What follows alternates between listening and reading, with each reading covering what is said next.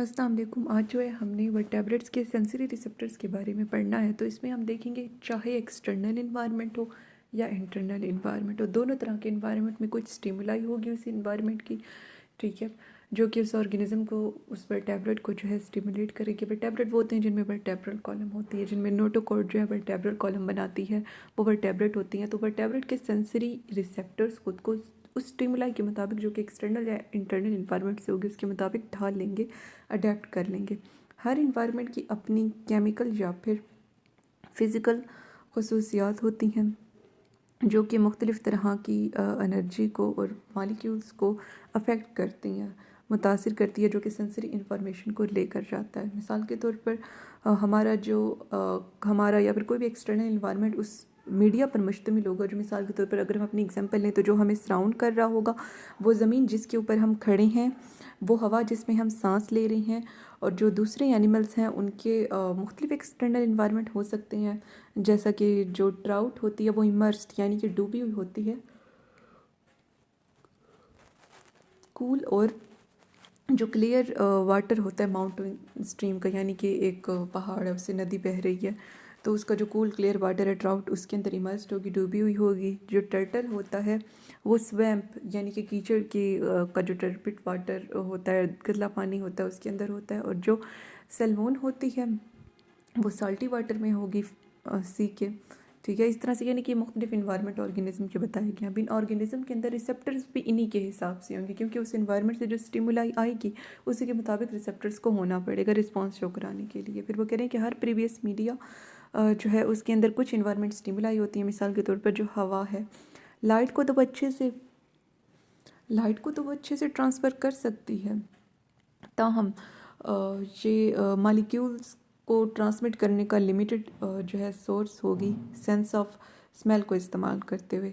और इससे यानी कि एक तो यानी कि इससे मालिक्यूल्स सही ट्रांसफ़र नहीं हो सकते। लाइट की ट्रांसफरेंस का अच्छा सोर्स है, और साउंड वेव्स को भी किसी हद तक से ट्रांसफ़र करती है।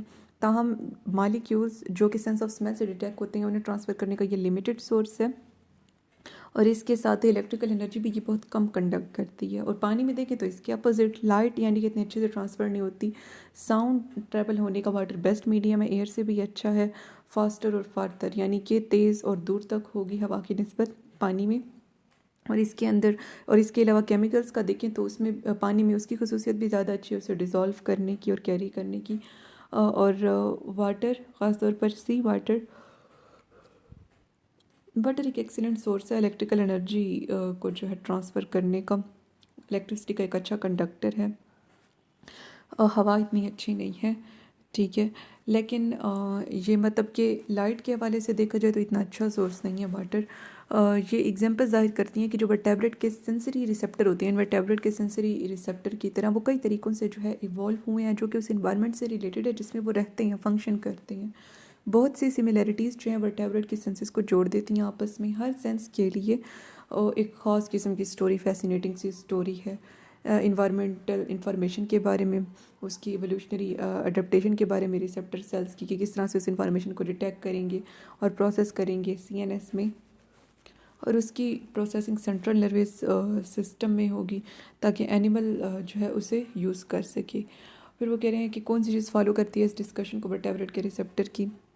लेटरल लाइन सिस्टम इसमें आता है, जिसमें एयर्स, आइज़, स्किन सेंसर्स आ जाएंगे। ये सारे हम जो है आगे डिटेल्स के साथ अभी देखेंगे, जो कि डिटेक्ट करते हैं चेंजेस को एक्सटर्नल इन्वायरमेंट में। और बहुत से रिसेप्टर आ जाएंगे जैसे कि पेन, प्रोपोरियोसेप्टर, जो कि डिटेक्ट करेंगे चेंजेस को इंटरनल इन्वायरमेंट में, कुछ फेमिलियर वर्टेब्रेट एनिमल में, यानी कि ऐसे एनिमल जो कि कुछ खसूसियात के लिहाज से एक दूसरे से मिलते जुलते हैं।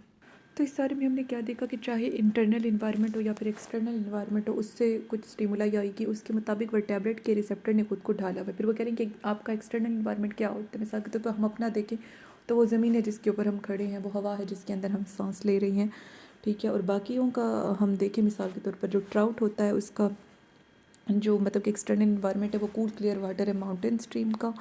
सैल्मोन का वो साल्टी वाटर सी का होगा जिसमें वो पाई जाती है। टर्टल जो है जो कि स्वैम्प में होती है, उसका एक्सटर्नल इन्वायरमेंट वो होगा। और फिर वो क्या उन्होंने बताया है कि पानी के अंदर लाइट अच्छे से ट्रांसफ़र नहीं होती, हवा में होती है। पानी के अंदर साउंड वेव सही ट्रांसफ़र होगी, और इलेक्ट्रिकल एनर्जी का भी वो अच्छा कंडक्टर है, और मॉलिक्यूल्स को डिसॉल्व करने का भी एक अच्छा सोर्स है। और ये सारी चीज़ें हवा के अंदर इतनी अच्छी नहीं होती जितनी अच्छी कि पानी में होती हैं। और उसके बाद वो बता रही हैं कि वर्टेब्रेट के जो मतलब के सेंसरी रिसेप्टर हैं उसके बारे में बता रहे हैं कि इसमें लेटरल लाइन सिस्टम आ जाता है, आइज़, ईयर, स्किन, जो कि एक्सटर्नल इन्वायरमेंट से चेंजेस को डिटेक्ट करेंगे। और बहुत से यानी कि ये वर्टेब्रेट के रिसेप्टर हैं, ठीक है, जो कि एक्सटर्नल इन्वायरमेंट से चेंजेस को डिटेक्ट करेंगे। और बहुत से रिसेप्टर अब ये एक्सटर्नल इन्वायरमेंट के हैं। कौन कौन से? लेटरल लाइन सिस्टम, इसका हम आगे देखेंगे इलेक्ट्रिकल सेंसिंग के साथ, जो कि इलेक्ट्रिकल फील्ड क्रिएट करेगा और उससे बाहर वाली इन्वायरमेंट की चीज़ों को डिटेक्ट करेगा, प्रे को, मेट को या फूड को। और फिर मैकेनिकल उसका पढ़ेंगे और यानी कि लेटरल लाइन सिस्टम एंड और मैकेनिकल सेंसिंग, जिसमें वो मूवमेंट से जो है पता चलाएगा।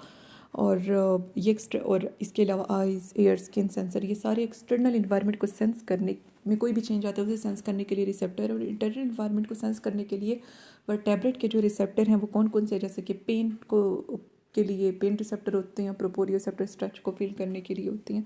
तो ये इंटरनल इन्वायरमेंट के हैं। तो अब पहले जो है इसमें हम क्या देखेंगे, लेटरल लाइन सिस्टम और इलेक्ट्रिकल सेंसिंग।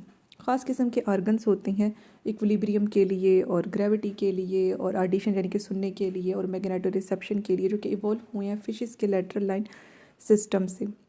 फिर वो कह रहे हैं कि जो lateral line system electrical sensing का हम देखें तो ये हेड में होता है और बॉडी एरियाज़ में होता है, फिशेस के, कुछ एम्फीबियंस के और प्लेटिपस के, ठीक है। ये भी एक यानी कि वर्टेब्रेट है। अब इसमें क्या होता है कि सेंसरी पोर्स होती हैं, उसकी एपिडर्मिस जो होती है स्किन के अंदर, उसके अंदर पोर्स होंगे जिससे फिर कैनाल्स कनेक्ट हो रही होंगी, और वो जो कैनाल्स हैं वो इलेक्ट्रो रिसेप्टर्स में जा रही होंगी, जिसे एम्पुलरी आर्गन्स कहेंगे। ये जो एम्पुलरी आर्गन्स होते हैं ये इलेक्ट्रिकल करंट्स को सेंस कर सकते हैं। इर्द गिर्द के पानी में बहुत से लिविंग ऑर्गेनिज्म जो हैं वो वीक इलेक्ट्रिकल फील्ड को पैदा करते हैं। जो एबिलिटी होती है इन फिशेस की, यानी कि जो एबिलिटी होती है यानी कि फ़िशेस की इस फील्ड को डिटेक्ट करने की, ये इसे इस काबिल बनाएगी अपना मेट, अपना साथी ये तलाश कर सके, प्रे को पकड़ सके और प्रीडेटर से अवॉइड कर सके।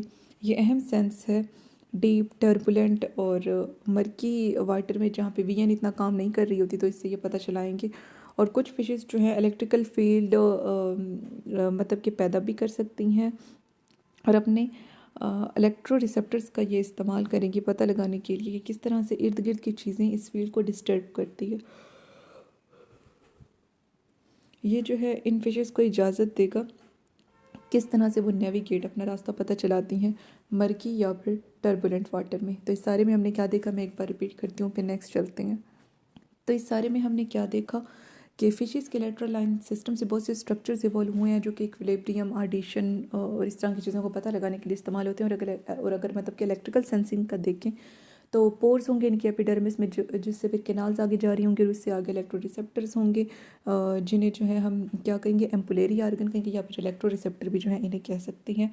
और ये मतलब कि क्या करती हैं, इनके ज़रिए से ये दूसरे ऑर्गेनिज्म जो कि वीक इलेक्ट्रिकल फील्ड पैदा करते हैं उसका पता लगा लेती हैं। और कुछ फिशेस तो मतलब कि खुद अपनी इलेक्ट्रिकल फील्ड पैदा करेंगी, और अगर कोई और ऑर्गेनिज्म इससे डिस्टॉर्ट करता है तो उससे उसकी प्रेजेंस का पता चला लेंगे। इससे ये यानी कि प्रे का पता चला सकती हैं, प्रीडेटर का, और मेट का पता चला सकती हैं यानी कि अपने साथी का। अब ये चीज़ इन्हें इस काबिल बनाती है कि जो मर्की सा टर्बुलेंट वाटर होता है, जहाँ पे वीएन इतनी काम नहीं करी होती यानी कि धुंधला पानी होता है, तो वहाँ पे ये इलेक्ट्रिकल सेंसिंग से अपनी इन फील्ड्स को डिटेक्ट करने की सलाहियत से और अपनी फील्ड पैदा करके कोई चीज़ उसमें आती है उस सलाहियत से जो है यानी कि ये इलेक्ट्रो कम्युनिकेशन करके जो है ये मतलब कि जहाँ पे वीएन इतनी काम नहीं कर रही होती तो पता चला लेती हैं कि इर्द गिर्द के एरिया में क्या हो रहा है और इससे कैसे बचना है या उससे कैसे बेनिफिट लेना है।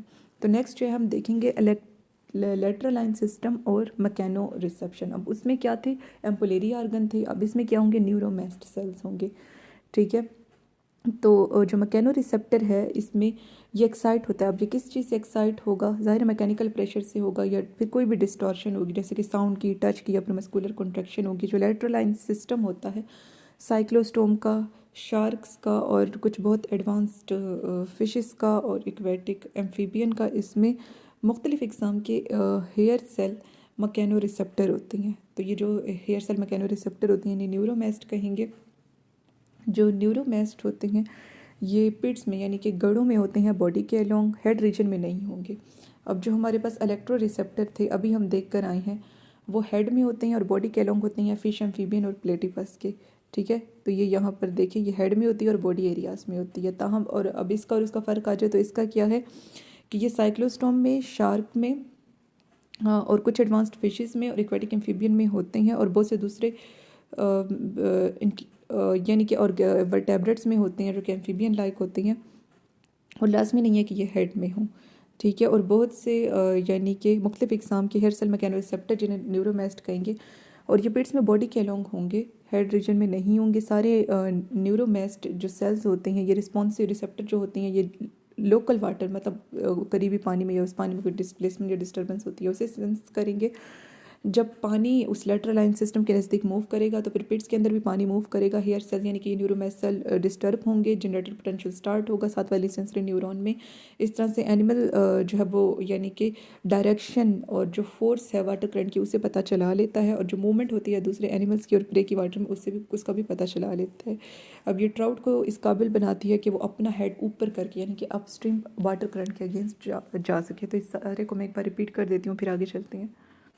तो इस सारे में हमने क्या देखा, मैकेनो रिसेप्टर किस चीज़ से एक्साइट होगा, किसी मैकेनिकल प्रेशर से होगा, या फिर मैकेनिकल प्रेशर से होगा, या फिर डिस्टॉर्शन से होगा, जैसे कि साउंड की, टच की, या फिर कोई भी। और ये किस चीज़ पर मुश्तमिल होता है, हेयर सेल मैकेनो रिसेप्टर होते हैं जिन्हें न्यूरोमेस्ट कहते हैं, और वो हेड में नहीं होंगे, पूरी बॉडी में होंगे। शार्क में, साइक्लोस्टोम और कुछ एम्फीबियन और कुछ मॉडर्न फिशेस में ये होते हैं।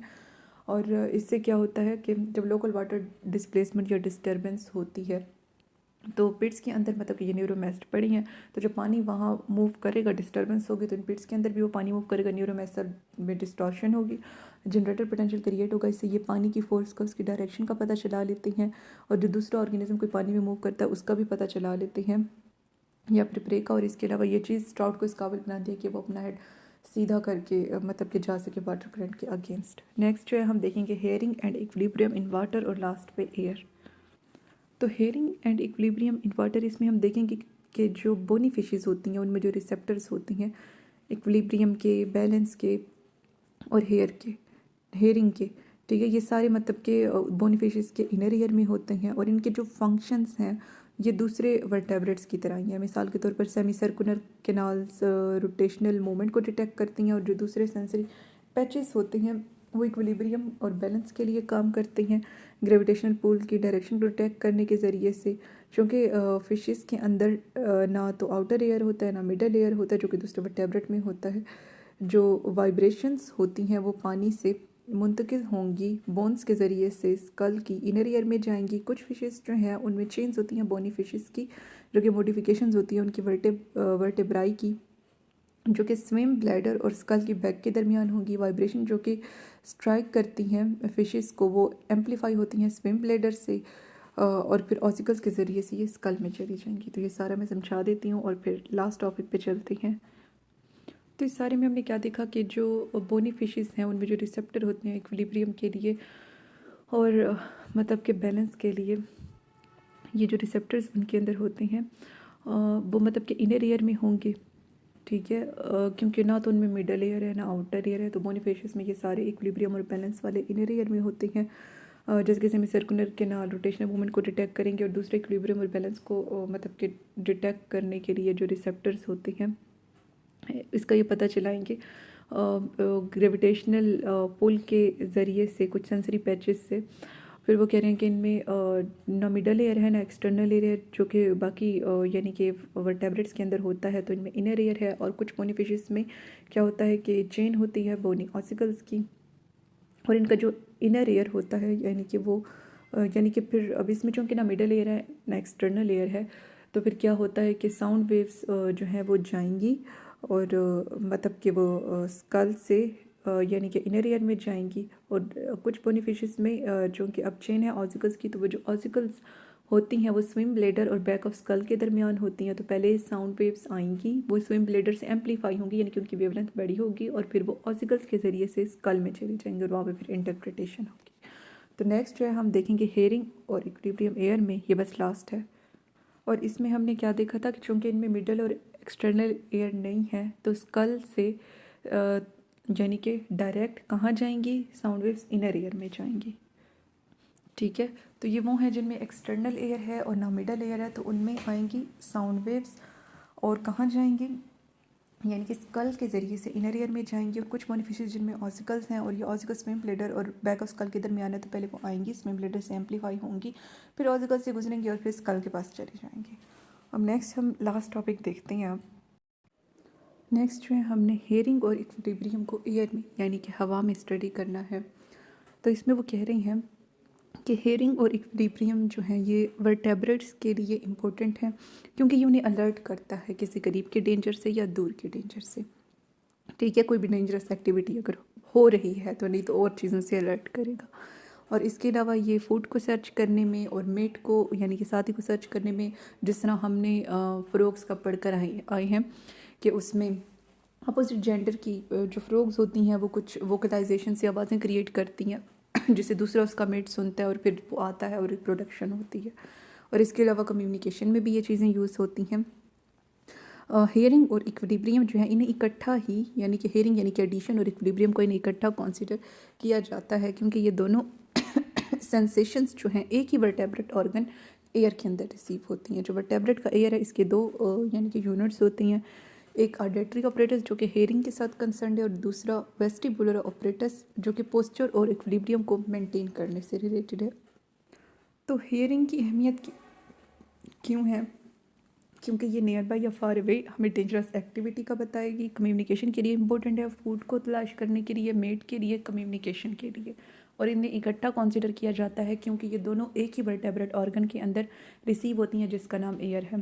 ठीक है, और एयर के अंदर दो काम हो रहे होते हैं, एक ऑडिटरी ऑपरेटस होगा जो कि कोक्लिया होता है और एक इक्विलिब्रियम या पोस्चर के लिए होगा जिसे हम सेमी सर्कुलर कैनाल कहते हैं, जो हम आगे देखेंगे इसे वेस्टिबुलर ऑपरेटस कहा जाता है। तो ये सारा जो है हमने छोटा सा इंट्रोडक्शन देखा है एयर के बारे में। और ये दोनों काम एक ही ऑर्गन यानी कि एयर में होते हैं, यानी कि ये इक्विलिब्रियम का हो या सुनने का। नेक्स्ट जो हम देखेंगे कि साउंड कैसे पैदा होती है, जब प्रेशर वेव्स जो हैं एनर्जी को ट्रांसमिट करती हैं किसी मीडियम के ज़रिए से, यानी कि या तो एयर से करेंगी या फिर वाटर से करेंगी। तो जब प्रेशर वेव्स एनर्जी को मुंतकिल करती हैं किसी मीडियम के ज़रिए से, जो कि या तो हवा होगी या फिर पानी होगा, तो साउंड पैदा होगी। जो हेयरिंग है एयर में, इससे सीरियस प्रॉब्लम्स होते हैं वर्टेब्रेट्स के लिए। क्यों होते हैं, क्योंकि जो मिडल एयर के ट्रांसफार्मर्स होते हैं वो यानी कि उनमें साउंड प्रेशर सेंसर्स होते हैं, लेकिन हवा के अंदर तो जो है 0.1% से भी कम प्रेशर पैदा होता है। ठीक है, पानी की निस्बत। अब पानी और हवा दोनों से आवाज़ मुंतकिल होती है, लेकिन ज़्यादा अच्छे से पानी से होती है। तो अडेप्टेशन हुई है हेयरिंग की एयर में, तो इसके नतीजे में एवोल्यूशन हुई है उस अकॉस्टिक ट्रांसफार्मर की, जो कि फिर इनकॉर्पोरेट कर गया एक थिन स्ट्रेच्ड मेम्ब्रेन में, जिसे हम एयर ड्रम कहते हैं या टेम्पेनिक मेम्ब्रेन कहते हैं या टेम्पेनम कहते हैं, जो कि हवा के अंदर एक्सपोज होती है। तो इस सारे में हमने क्या देखा कि साउंड कब पैदा होगी, जब प्रेशर वेव्स एनर्जी को किसी मीडियम से मुंतकिल करती हैं, जो कि हवा भी हो सकता है, पानी भी हो सकता है, लेकिन हवा के अंदर मसाइल होते हैं क्योंकि हवा के अंदर 0.1% से भी कम प्रेशर पैदा होता है पानी की निस्बत। तो मिडल एयर के जो मतलब के ट्रांसफार्मर होते हैं वो तो फ्रीली प्रेशर को करती हैं, तो इसलिए थोड़े से इश्यूज़ बनते हैं। तो हमारे पास अकॉस्टिक जो ट्रांसफार्मर है उनकी जो है एवोल्यूशन हुई है, यानी कि वो चले गए हैं थिन स्ट्रेच्ड, उन्होंने इनकॉर्पोरेट कर लिया एक थिन स्ट्रेच्ड मेम्ब्रेन में, जिसे हम एयर ड्रम कहेंगे या फिर टेम्पेनिक मेम्ब्रेन कहेंगे या टेम्पेनम कहेंगे, और ये चीज़ बाहर हवा में एक्सपोज होती है। नेक्स्ट हम देखेंगे कि टेम्पेनम सबसे पहले एम्फीबियंस के अंदर आई, जो एयर्स होती हैं एनुरान किसे कहते हैं, जिनके अंदर टेल ना हो, टेललेस एनिमल्स होती हैं, ये वर्टेब्रेट्स होती हैं। जो एयर्स होती हैं एनुरान्स के, इनमें टेम्पेनम होती है, मिडल एयर होता है और इनर एयर होता है। जो टेम्पेनम होती है वो एक मॉडिफाइड इंटीगुमेंट है जो कि कार्टिलेजिनियस रिंग पर फैली हुई होती है। ये साउंड की वेव्स जब इस पर लगेंगी तो ये वाइब्रेट करेगी और इन मूवमेंट्स को ये मिडल एयर को देगी, जो कि चैम्बर है टेम्पेनम के पीछे।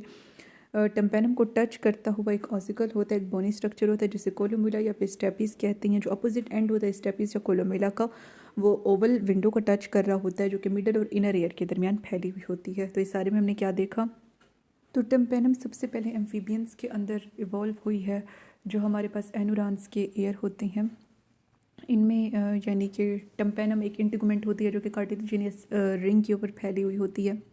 इसके बाद जो है इसके पीछे टम्पेनम के पीछे जो है मिडल एयर होता है और मिडल एयर के बाद जो है हमारे पास इनर एयर आ रहा होता है। अच्छा, अब मिडल एयर, तो इस सारे में एक बार फिर से मैं बता देती हूँ कि हमने क्या देखा कि टम्पेनम सबसे पहले एक तो एम्फीबियंस में इवॉल्व हुई है। तो ये जो एनुरान यानी कि जो फ्रोग वगैरह है इसके अंदर ये टम्पेनम क्या होती है, एक यानी कि इंटीगुमेंट होती है जो कार्टिलेजिनस रिंग पर फैली हुई होती है। साउंड वेव्स आएंगी, इससे स्ट्राइक करेंगी और ये इन वाइब्रेशंस को मुंतकिल कर देगा मिडल एयर के पास। और मिडल एयर जो है फिर इसके बाद हमारे पास इनर एयर होता है। जो मिडल एयर होता है इसके पीछे जो है एक बोनी स्ट्रक्चर होता है जिसे हम कोलोमिला या स्टेपीज कहते हैं, जिसकी अपोजिट साइड एक ओवल विंडो को टच कर रही होती है। तो इसका सीक्वेंस मैं फिर से बता देती हूँ कि पहले क्या होता है कि टम्पेनम एक इंटीगुमेंट है जो कार्टिलेजिनियस रिंग पर फैली हुई है। ठीक है, साउंड वेव्स आई, उन्होंने इसके साथ स्ट्राइक किया। अब यहाँ से साउंड वेव्स जो हैं यानी कि पहले उन्होंने इस इंटीगुमेंट के साथ स्ट्राइक किया, अब ये इन वाइब्रेशंस को जो है मिडल एयर को दे देंगे। फिर वो कह रही है कि इस टम्पेनम को जो है यानी कि एक हड्डीनुमा स्ट्रक्चर टच कर रहा होता है जिसे हम कोलोमिला या फिर स्टेपीज कहते हैं, जिसका अपोजिट एंड जो है एक ओवल विंडो को टच कर रहा होता है जो कि मिडल और इनर ईयर के दरमियान फैला हुआ होता है। तो नेक्स्ट हम देखेंगे कि जो ज़्यादा फ्रीक्वेंसी वाली साउंड है जिनकी फ्रीक्वेंसी 1000 से 5000 हर्ट्ज़ तक होगी, हर्ट्ज़ फ्रीक्वेंसी का यूनिट है, ये टम्पेनम से टकराएंगी। ठीक है, और फिर मिडल एयर के पास जाएंगी और फिर इस टम्पेनम को कोलोमिला टच कर रही हैं और फिर ये मुंतकिल होंगी मिडल एयर से कोलोमिला के ज़रिए से और प्रेशर वेव्स का सबब बनेंगी सेमी सर्कुलर कैनाल के फ्लूइड के अंदर। ये जो प्रेशर वेव्स होती हैं इनर एयर के फ्लूइड में, ये रिसेप्टर सेल्स को जगा देंगी। एक छोटी स्मॉल हड्डी होती है जिसे हम ओपर्कुलम कहते हैं, ये भी जो है ओवल विंडो को टच कर रही होती है। जो सबस्ट्रेट बॉन्ड वाइब्रेशन होती हैं वो मुंतकिल होती हैं फ्रंट अपेंडेजेस और पेक्टोरल गिडल जो शोल्डर वाली बोन होती है उससे, और इस ऑसिकल के वाइब्रेट होने का सबब बनेगी। जो रिजल्टिंग प्रेशर वेव्स होती हैं इनर एयर के अंदर, वो एक सेकंड पैच जो होता है सेंसरी रिसेप्टर सेल्स का, रिजल्टिंग प्रेशर वेव जो इनर एयर में होती हैं वो स्टिमुलेट करती हैं एक सेकंड पैच को सेंसरी रिसेप्टर सेल्स के, जो कि सेंसिटिव होता है लो फ्रीक्वेंसी से, जो कि 100 से 1000 तक हो सकती है। मसल्स जो कि ओपर्कुलम के साथ और कोलोमिला के साथ अटैच होती हैं वो इकट्ठे भी लॉक हो सकते हैं, अलग अलग भी लॉक हो सकते हैं, और वो फ्रोग को इजाज़त देंगे कि वो स्क्रीन आउट यानी कि रोक दिया तो लो फ्रीक्वेंसी साउंड को या हाई फ्रीक्वेंसी साउंड को। ये जो मैकेनिज़्म है ये अडेप्टिव है क्योंकि जो फ्रोग्स होती हैं वो लो या हाई फ्रीक्वेंसी की साउंड्स को डिफरेंट सिचुएशन में यूज़ करती हैं। मिसाल के तौर पर meeting calls high frequency sounds होती हैं जो कि सिर्फ ब्रीडिंग सीजन के लिए अहम है। दूसरे टाइम में जो है लो फ्रीक्वेंसी की साउंड उन्हें आने वाले प्रीडेटर के बारे में बताएंगे। तो ये सारा मैं एक बार रिपीट कर दूँ फिर आगे चलते हैं।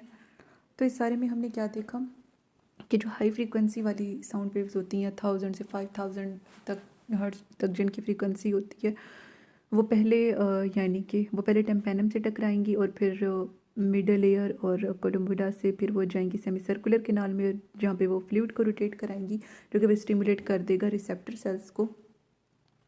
ठीक है, जो कि रिसेप्टर सेल्स को फिर मतलब कि एक लिहाज से स्टिमुलेट कर देगा। और उसके बाद क्या है वो बता रही हैं कि ओवल विंडो के साथ एक ऑसिकल अटैच होती है जिसे हम ओपर्कुलम कहते हैं, जो सबस्ट्रेट बॉन्ड वाइब्रेशन है पेक्टोरल गिडल और फ्रंट अपेंडेजेस से मुंतकिल होती हैं और इस ऑसिकल को वो वाइब्रेट कराती हैं।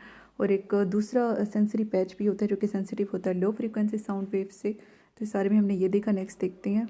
अब ओपर्कुलम और कोलोमिला के साथ जो मसल्स हैं वो इकट्ठे भी लॉकआउट हो सकते हैं, अलग अलग भी हो सकते हैं। ये फिर इन्हें इस काबिल बनाएगा कि ये स्क्रीन आउट यानी कि वापस भेजते हैं या तो लो फ्रीक्वेंसी साउंड को या फिर हाई फ्रीक्वेंसी वालों को। इसकी अपनी अहमियत है क्योंकि जब ब्रीडिंग सीजन होगा तो तब हाई फ्रीक्वेंसी की साउंड इनके लिए इंपॉर्टेंट होगी और इसके अलावा जो है लो फ्रीक्वेंसी की साउंड जो कि इन्हें आने वाले प्रीडेटर के बारे में बताएगी वो इनके लिए इंपॉर्टेंट होगी। नेक्स्ट अब हम देखते हैं कि सेलिमेंटर जो है उनमें ना तो टेम्पेनम होती है यानी कि एयर ड्रम बाहर वाला हिस्सा नहीं होता, ना ही मिडल एयर होता है। ये नहरों में यानी कि स्ट्रीम्स पोन्ड्स केव्स गारों में और लीफ लिटर और जो पत्ते होते हैं उनमें रहते हैं।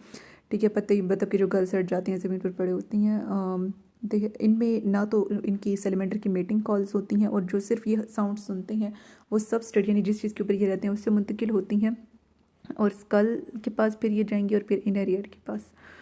तो इस सारे में हमने क्या देखा, तो इस सारे में हमने देखा कि सैलिमेंडर में ना तो आउटर एयर यानी कि ना तो टेम्पेनम है ना मिडल एयर है, और ये केव्स में, स्ट्रीम्स में, पॉन्ड्स में रहते हैं, और मतलब कि आवाज़ें जो कि ये सुनते हैं वो ना तो यानी कि इनकी मेटिंग कॉल्स होती हैं, और आवाज़ें जो ये सुनती हैं तो वो सबस्ट्रेट के ज़रिए से मुंतकिल होती हैं और स्कल से, और फिर वो इनर एयर में जाएंगी। नेक्स्ट जो है हमारे पास है जो सेंस ऑफ इक्विलिब्रियम और बैलेंस होती हैं एम्फीबियंस में, उसमें सेमी सर्कुलर कैनाल्स जो है शामिल होती हैं। ये जो कैनाल्स होती हैं ये रोटेशनल मूवमेंट और ग्रेविटी को डिटेक्ट करने में हेल्प आउट करेंगे इनकी, और जो सेमी सर्कुलर कैनाल्स होती हैं इनके सारे वर्टेब्रेट्स में एक जैसे फंक्शंस होते हैं। फिर वो कह रही है कि जो स्ट्रक्चर्स होती हैं रेप्टाइल्स की ईयर्स के वो वेरी होती हैं। मिसाल के तौर पर स्नेक्स जो होती हैं उनमें मिडल ईयर कैविटी होती है और ना ही आउटर ईयर कैविटी यानी कि ईयर ड्रम यानी कि टेम्पेनम नहीं होता, और जो बोन होती है जाकी वो स्टेपीज़ के साथ जुड़ जाएगी, और जाके ये बोन जो कि स्टेपीज़ के साथ जुड़ जाएगी। अच्छा, ये मेलवेस इनका स्टेपीज़ जो मिडिल ईयर का पार्ट होते हैं, ठीक है, तो ये जबड़े की हड्डी स्टेपीज़ के साथ जुड़ जाएगी मिडिल ईयर में, और ये सबस्ट्रेट की जो है वाइब्रेशंस को रिसीव करेंगे। दूसरे रेप्टाइल में टेम्पेनम सरफेस पे भी हो सकती है या फिर स्मॉल डिप्रेशन में भी हो सकती है हेड के। फिर वो कह रहे हैं कि जो इनर एयर होता है रेप्टाइल्स का वो यानी कि एम्फीबियंस की तरह होता है। रेप्टाइल्स का इनर एयर एम्फीबियंस के इनर एयर की तरह होगा। हेयरिंग जो है वो कह रहे हैं कि वेल डेवलप्ड है बोथ सी, ये हम बाद में देखते हैं, पहले मैं इस सारे का बता दूँ।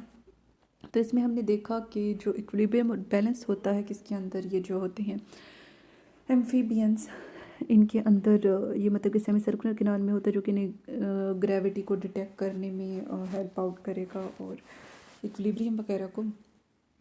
और फिर वो कह रहे हैं कि जो हमारे पास यानी कि हम रेप्टाइल्स का देखें तो इसमें जो है ये स्ट्रक्चर वेरी करते हैं, ठीक है। तो जो स्नेक हो तो उसमें ना तो मिडल एयर है ना टेम्पेनम है, उसमें सिर्फ मिडल एयर की एक छोटी सी हड्डी उसकी जगह मौजूद थी जैसे स्टेपी से कहते हैं, जो जाके हड्डी होती है वो इसके साथ जुड़ जाती है और सबस्ट्रेट बोन वाइब्रेशन जो है मुंतकिल होती है। और फिर वो कह रही हैं कि सेमी सर्कुलर किनाल्स जो हैं ये सारी वर्टेब्रेट्स में एक जैसी होती हैं, ठीक है। और जो इनर एयर होता है रेप्टाइल्स का वो किससे मिलता है, वो एम्फीबियन से मिलता है। दूसरे रेप्टाइल में टेम्पेनम यानी कि जो एयर ड्रम या टेम्पेनिक मेम्ब्रेन होती है वो सरफेस पे भी हो सकती है या फिर हेड के एक स्मॉल डिप्रेशन में भी हो सकती है। नेक्स्ट हमने देखना है कि हेयरिंग वेल डेवलप्ड है बोथ सी बर्ड्स में। लूज यानी कि ढीले से डेलिकेट फीचर्स होते हैं जो कि इनकी एक्सटर्नल एयर की ओपनिंग को कवर कर रहे होते हैं। जो मिडल और इनर एयर के स्ट्रक्चर्स होते हैं वो इनके यानी कि मैमल्स की तरह हैं। जो एडिटरी सेंसेस हैं वो अर्ली मैमल्स के लिए यानी कि इम्पोर्टेंट है। जो इब्तदाई मैमल्स हैं उनके लिए एडिटरी सेंसेस इंपॉर्टेंट थी। जो अडेप्टेशंस हुई उसमें एक तो यानी कि आरिकल में हुई जिसे हम एयर फ्लैप कहते हैं, और यानी कि ऑडिटरी ट्यूब में हुई जो कि यानी कि टेम्पेनम में जारी होती है जो कि साउंड को मिडल एयर में भेजेगी। मैमल्स में लॉन्ग कॉइल्ड सेंसरी स्ट्रक्चर होते हैं। इनर एयर के जिनमें रिसेप्टर होते हैं, साउंड्स के जिन्हें कोकलिया कहेंगे। ये जो स्ट्रक्चर है ये ज़्यादा सरफेस एरिया रिसेप्टर सेल्स को देगा और मैमल्स को ग्रेटर सेंसिटिविटी देगा पिच्ड वॉल्यूम के लिए दूसरे एनिमल्स की निस्बत। फिर वो कह रहे हैं कि जो स्ट्रक्चर और फंक्शन होते हैं सारे मैमल्स के एयर का वो एक जैसा होता है। जो फीमेल ह्यूमन एयर इसकी गुड एग्जांपल है। ह्यूमन एयर जो है इसकी 3 डिवीजन है, आउटर एयर, मिडल एयर और इनर एयर। आउटर एयर जो है उसमें आरिकल आ जाती है और एक्सटर्नल ऑडिटरी कैनाल आ जाती है, और जो मिडल एयर है वो टेम्पेनिक मेम्ब्रेन यानी कि टेम्पेनम या एयर पे शुरू होगा और स्कल पे के अंदर ख़त्म होगा, जहाँ पे 2 स्मॉल मेम्ब्रेनियस ओपनिंग्स होंगी जिसे हम कहेंगे ओवल विंडो और राउंड विंडो, ठीक है। फिर वो कह रहे हैं कि 3 छोटी हड्डियाँ होती हैं टेम्पेनिक मेम्ब्रेन, 3 छोटी ऑस्गल या फिर हड्डियाँ होती हैं टेम्पेनिक मेम्ब्रेन के दरमियान यानी कि एयर ड्रम के दरमियान, और ये एंड होती हैं स्कल में जहाँ पे 3 छोटी हड्डियाँ होती हैं टेम्पेनिक मेम्ब्रेन और ओवल विंडो के दरमियान। इनमें मेलवेस इनकस और स्टेपीज़ हैं, इन्हें इनकी शेप्स की वजह से नाम दिया गया है। मेलवेस हैमर हथौड़ी लाइक होती है, इनकस एनवल होती है और स्टेपीज स्टिरअप होती है। तो इसमें हैमर हथौड़ी की तरह, एनवल हम कहते हैं एक ब्लॉक की तरह, आयरन का लोहे का कोई ब्लॉक होता है, और स्टेप स्टिरअप यानी कि पेयर की शक्ल में होती हैं रिंग्स के। तो फिर वो कह रही हैं कि जो मेलवेस होती है वो टेम्पेनिक मेम्ब्रेन के साथ जुड़ी होती है और इसे इनकस के साथ जोड़ती है, जो इनकस होती है वो स्टेपिस के साथ जुड़ी होती है, जो कि फिर ओवल विंडो के साथ जुड़ रही होती है। जो हमारे पास आइडेटरी ट्यूब होती है, ये आइडेटरी ट्यूब ये यानी कि मिडल एयर से जारी होती है नेज़ोफेरेंक्स में, और ये हवा के प्रेशर को मिडल एयर और थ्रॉट के दरमियान इक्वलाइज करती है। जो इनर एयर है उसके 3 कंपोनेंट्स हैं, पहले 2 में वेस्टिब्यूल और सेमी सर्कुलर कैनाल आती हैं, ठीक है, जो कि इक्विलिब्रियम के साथ रिलेटेड है, और थर्ड कोक्लिया है जो कि हेयरिंग के साथ रिलेटेड है। ये जो सेमी सर्कुलर कैनाल्स होती हैं ये इस तरह से अरेंज होती है, हर एक दूसरे के डायमेंशन में होगी। जो प्रोसेस है हेयरिंग का ये आगे समराइज़ किया गया, इससे पहले मैं पिछले वाला सारा आपको एक बार रिपीट कर दूं और आपको समझा दूं। तो इसमें हम क्या देख रहे हैं कि हेयरिंग बहुत ज़्यादा डेवलप्ड है बर्ड के अंदर। लूज डेलिकेट फीचर्स उसके पर जो है एक्सटर्नल ईयर को कवर कर रहे हैं, और मिडल और इनर ईयर इनका जो है मैमल्स की तरह है। फिर वो कह रहे हैं कि सुनने की सेंसेस जो अर्ली मैमल्स थे उनमें बहुत इंपॉर्टेंट थी।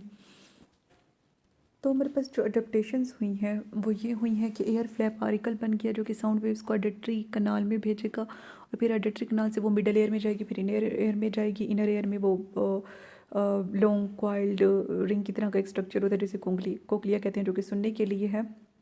ऑडिटरी ऑपरेटस है जिसमें बहुत ज़्यादा रिसेप्टर सेल्स होती हैं जो कि बहुत ज़्यादा सेंसिटिव होते हैं किसी पिच्ड साउंड या फिर वॉल्यूम से, यानी कि कम पिच्ड की और ज़्यादा पिच्ड यानी कि हाई या फिर लो पिच्ड साउंड से, जो कि सेंसिटिव होंगे, और यानी सेंसिटिविटी बाकी एनिमल से भी ज़्यादा देंगे, यानी कि उनसे भी ये बेहतर सुन सकते हैं। वो कह रहे हैं कि स्ट्रक्चर और फंक्शन सारे मैमल्स की एयर्स का एक जैसा, फेमिलियर ह्यूमन एयर इसकी बेहतरीन मिसाल है।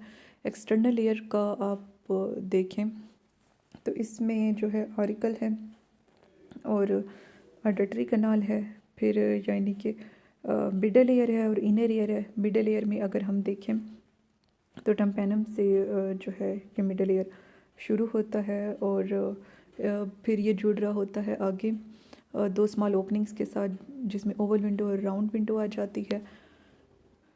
अब जो हमारे पास टम्पैनम या फिर टम्पैनिक मेम्ब्रेन या फिर एयर ड्रम है, और हमारे पास जो ओवल विंडो है इसके दरमियान 3 छोटी हड्डियाँ आ रही होती हैं, मेलवस, इनकस, स्टेपिस। मेलवस टम्पैनम और ओवल विंडो को जोड़ेगी, मेलवस फिर आगे इनकस के साथ जुड़ेगी, इनकस स्टेपिस के साथ जुड़ेगी, और स्टेपिस उसे राउंड विंडो के साथ जो है जोड़ देगी, उसे ओवल विंडो के साथ जोड़ देगी। तो पहले क्या होगा, टम्पैनम, फिर मेलवस, फिर इनकस और फिर स्टेपिस उसे फिर ओवल विंडो के साथ मतलब कि खुद को जोड़ देगी। फिर वो कह रही हैं कि तो फिर जो ऑडिटरी ट्यूब या फिर जो स्टैकियन ट्यूब होती है ये यानी कि मिडल ईयर से जाएगी नेज़ोफेरेंक्स में, और मिडल ईयर और थ्रोट के दरमियान हवा के प्रेशर को इक्वलाइज कर देगी। फिर इनर ईयर को देखें तो 3 कंपोनेंट है, पहला वेस्टिब्यूल और सेमी सर्कुलर कैनाल है जो कि इक्विलिब्रियम से रिलेटेड है, और थर्ड कोक्लिया है जो कि हेयरिंग से रिलेटेड है। अब प्रोसेस जो है हेयरिंग का समराइज़ किया गया, तो इसकी छोटी सी समरी हम देख लेते हैं और फिर ये लेक्चर एंड है। तो इसमें हम क्या देखेंगे, पहले तो आरिकल आ गया ना, एक्सटर्नल एयर, वहाँ से हवा आई, फिर यानी कि ऑडिटरी कैनाल में गई। अब असल काम स्टार्ट होगा। अब साउंड वेव्स जो हैं यानी कि आउटर एयर में दाखिल तो हो गई आरिकल और ऑडिटरी कैनाल से, अब क्या होगा कि अब वो प्रेशर वेव्स मिडल एयर में यानी कि जाएंगी टम्पैनिक मेम्ब्रेन में। वहाँ पे हवा के मालिक्यूल जो कि प्रेशर के तहत है वो वाइब्रेट करेंगे टम्पैनम को, और ये फिर टम्पैनम के साथ हमने पढ़ा था कि राउंड और ओवल विंडो होती हैं, और टम्पैनम और ओवल विंडो के दरमियान 3 हड्डियाँ होती हैं, ठीक है। तो पहले ये जो वाइब्रेशन से पहले ये मेलवस को मूव कराएंगे, मेलवस इनकस के साथ जुड़ी है, वो इनकस को मूव कराएगी। इनकस आके हमने पढ़ा था कि ओवल विंडो के साथ अटैच है, तो ये उसके अगेंस्ट जो है वाइब्रेट करेगी। तो इस सारे में हमने क्या देखा, साउंड वेव्स आउटर एयर में पैदा हुई, ठीक है, और साउंड वेव्स आउटर एयर में दाखिल हुई और उन्होंने प्रेशर वेव्स पैदा की जो कि फिर मिडल एयर में दाखिल हुई, वहाँ पे टम्पैनम के पास गई, टम्पैनम से को उन्होंने वाइब्रेट कराया।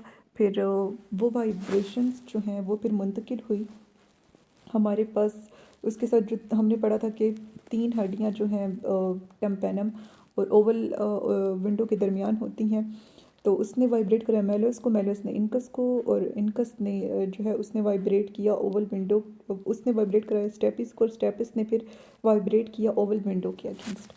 नेक्स्ट अब हम देखते हैं कि ये जो मूवमेंट्स होती हैं ओवल विंडो की, ये प्रेशर चेंज पैदा करेंगी जो कि वाइब्रेट कराएगा इनर ईयर में मौजूद फ्लूइड को। ये जो वाइब्रेशंस हैं ये बेसिलियर मेम्ब्रेन से मुंतकिल होती हैं और उससे रिपल यानी कि उसकी भी वाइब्रेशन का सबब बनती हैं। रिसेप्टर हेयर सेल्स जो होती हैं ऑर्गन्स ऑफ कॉर्टी के, जो कि कॉन्टैक्ट में होते हैं, टेक्टाइल में ब्रेन के साथ वो बेंड होंगे और वो जनरेटर पोटेंशियल पैदा करेंगे, जिससे विरेक्शन पोटेंशियल पैदा होगा, जो कि वेस्टिबुलो कोक्लियर नर्व से ब्रेन के पास जाएगा। इंटरप्रिटेशन के लिए जो वाइब्रेशंस होंगी कोक्लिया के फ्लूइड में, वो राउंड विंडो की वाइब्रेशन के नतीजे में पैदा होती हैं।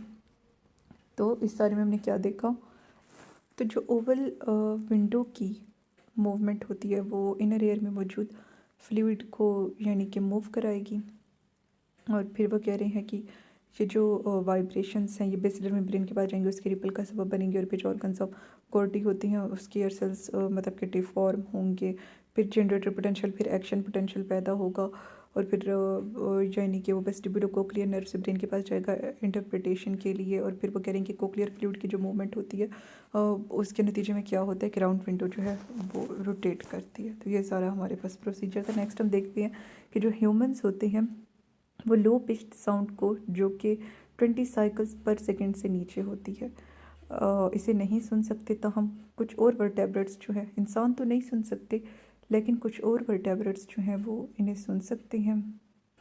यंग चिल्ड्रन जो है वो हाई पिच साउंड को सुन सकते हैं, जो कि 20,000 साइकिल पर सेकंड की होती हैं।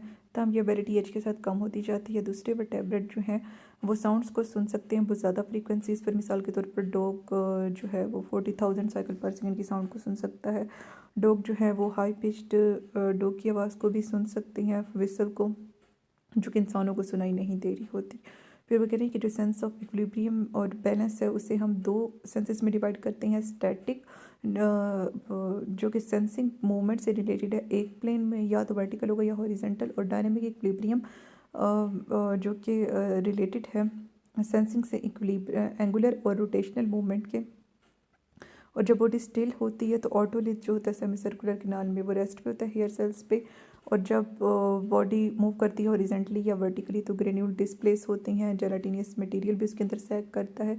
इस डिस्प्लेसमेंट से हेयर सेल्स जो हैं बेंड करते हैं, जनरेटर पोटेंशियल शुरू होगा, फिर एक्शन पोटेंशियल। जो कंटिन्यूस मूवमेंट है फ्लूइड के सेमी सर्कुलर कैनाल से, उससे क्या हो सकता है कि बहुत ज़्यादा मूवमेंट वाली बीमारी भी हो सकती है, मोशन सिकनेस जिसे हम कहते हैं, या फिर सी सिकनेस भी कहते हैं ह्यूमंस में। तो ये सारा मैं एक बार रिपीट कर देती हूँ और बस फिर एंड है।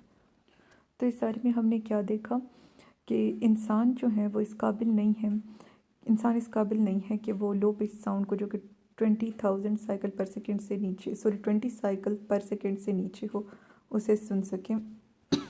इंसान कम पिच वाइज जो कि 20 साइकिल पर सेकेंड से नीचे हो उसे नहीं सुन सकते। एक जो बेबी होता है वो 20,000 साइकिल पर सेकेंड की वॉइस को सुन सकता है। तो हम ये फ्रीक्वेंसी सुनने की उसकी मतलब कि जो सलाहियत है टाइम के साथ साथ कम होती जाती है।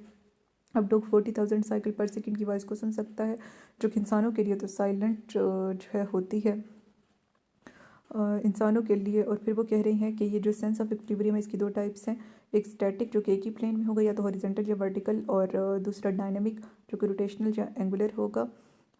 ठीक है। और फिर वो कह रहे हैं कि जब बॉडी स्टिल होती है तो वो जो ऑटोलिथ होता है वो हेयर सेल्स के ऊपर रेस्ट कर रहा होता है, और जब बॉडी मूव करती है तो वो भी जो है हेयर सेल्स के ऊपर, हेड जब बॉडी को मूव कराएंगे तो वो भी मूव करेगा, जैसे हेयर सेल्स डिफॉर्म होंगे, जनरेटर पोटेंशियल, एक्शन पोटेंशियल जो है फिर पैदा होगा।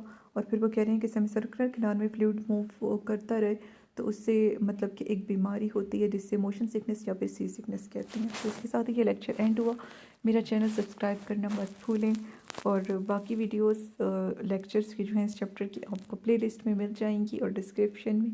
तो मिलते हैं किसी नेक्स्ट टॉपिक के साथ। अल्लाह हाफिज़।